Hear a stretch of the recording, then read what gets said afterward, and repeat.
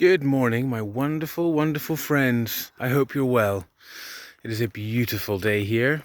In Cape Town at the moment, they've got winds that are absolutely crazy. There was a truck that was blown over on a highway yesterday. Luckily, it wasn't going forward at the time, but the winds are just insane. You can have a Google and have a look at it.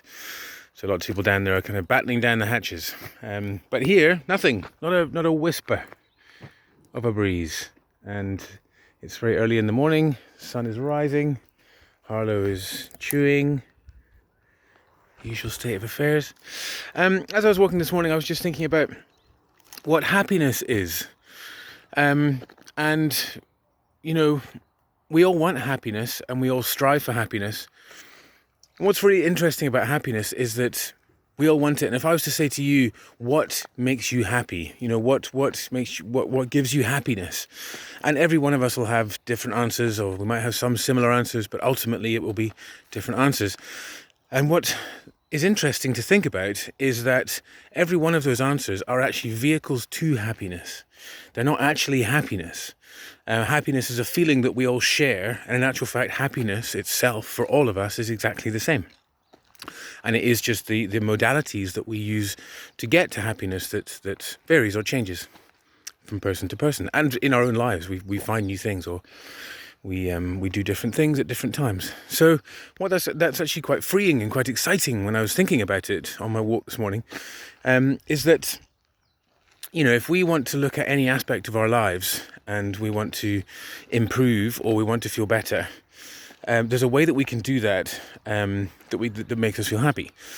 What a common trap that most of us fall into, I certainly fall into, have done many times, and no doubt will do many times going forward. But being cognizant of what I'm talking about now is a way to kind of avoid this kind of situation I'm going to explain now, which is we want to get fitter. Now that's one for me that I've had my entire life. I've always been a slightly big guy and it's irritated me.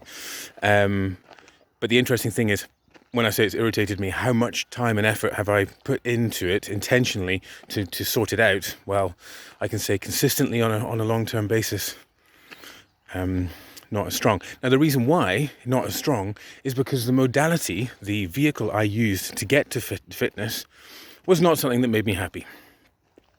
And I've never thought about it in that framework, in that context before.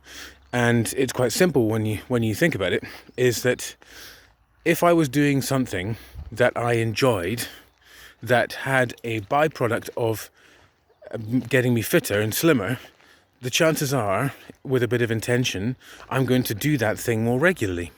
Now, if I force myself to go running, which I hate, probably shouldn't say that, I'm trying to learn to like running. Right now I'm sort of tickling with the idea in my mind of sort of psychologically dealing with maybe coming around to running, but it's never been something that I'm like, woo. Now, I know for a lot of people it is, but that's great. And for a lot of people it makes them happy. So lots of people go running because it makes them feel happy and it makes them feel fitter, which in turn makes them feel happier. So going out and finding an activity that you do that makes you feel fitter, that does get you fitter, that equally makes you happier, is the key, isn't it? Now the question is, okay, cool. If I cast my mind out there and think about all the things that I could be doing, there's nothing that pops to mind that's really exciting that I want to do. Now, the chances are, as I originally discussed at the start of this, that any of these things that we talk about, these actions that lead to happiness, are modalities, they're vehicles. Now, there might be something out there that we've labelled in our minds as, oh, I don't want to try that, or I did it once and I didn't like it, or something happened. Now, that experience you had at that time might be tied to that particular experience.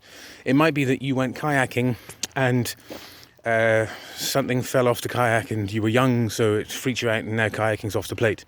But in actual fact, if you were to go kayaking now, you might get into that kayak and be out on the water, and it might just blow your mind.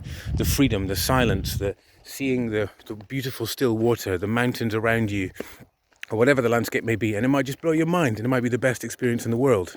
And now you're completely distracted from the fact that you're working out as you're rowing this kayak, paddling this kayak even, and ultimately you've found a modality or a vehicle that leads to both happiness and the result that you're after, which is healthiness. Same with diet. You know, the foods that we should eat, like porridge. You know, porridge is okay, a bit dull. I tried to get into eating porridge in the morning, and it just didn't stick. It wasn't exciting for me. And then Stacey, one morning, brings me porridge. We both cook. It's not Stacey doesn't cook all the time. We do both cook. We share the responsibilities. Very modern household. And she brought it to me, and I took a mouthful of it, and it blew my mind. I was like, what is this? And my brain was so excited, and my taste buds were doing the flamenco dance, that I couldn't actually pick out what the flavours were. But it was just like, oh my God, I was like, wow. And my eyes were opened, quite literally. And then she explained to me that she'd put in a little dash of honey, but cinnamon she'd put on it. Wow, I didn't even think cinnamon wasn't really on my radar as something that I really enjoyed because it's such a strong flavour. But she put it in, oh, it's amazing. And now porridge all the time, big part of my life, absolutely love it. So now I've got something that I can eat that makes me feel good, that makes me feel healthier, and it makes me happy. Isn't that amazing? What a thought process. Anyway, so have a look at your life. Have a look at what you're doing today. You know, there's no reason why we can't feel happiness every single day. And happiness is not having some massive, explosive, big thing happen in your life. Happiness lies in the little things that we do. So notice those little things. Take the time to enjoy your porridge. Savor it in your mouth.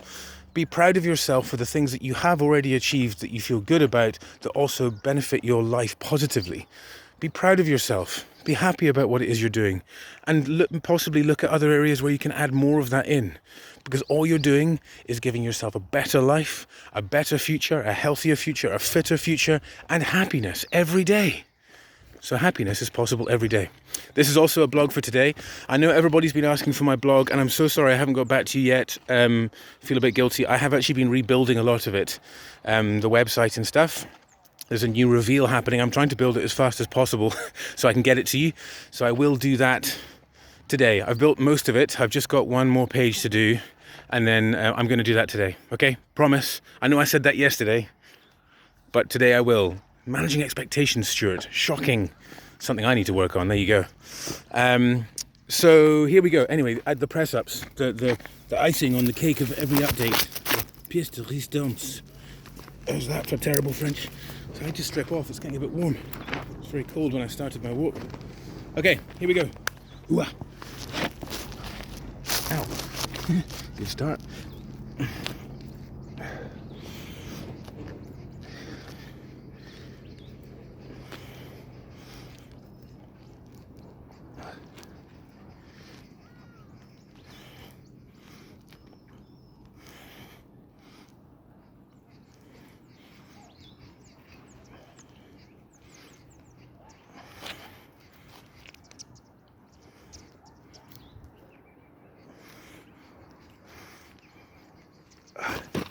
My feet were slipping out from under me there. Cool, it's 25 press-ups. And don't forget to check out the blog, which I'll write when I get home, which will be on how to feel happy every day, which is not going to be the title of it. I'll come up with something much better. Anyway, have a fantastic day, everybody.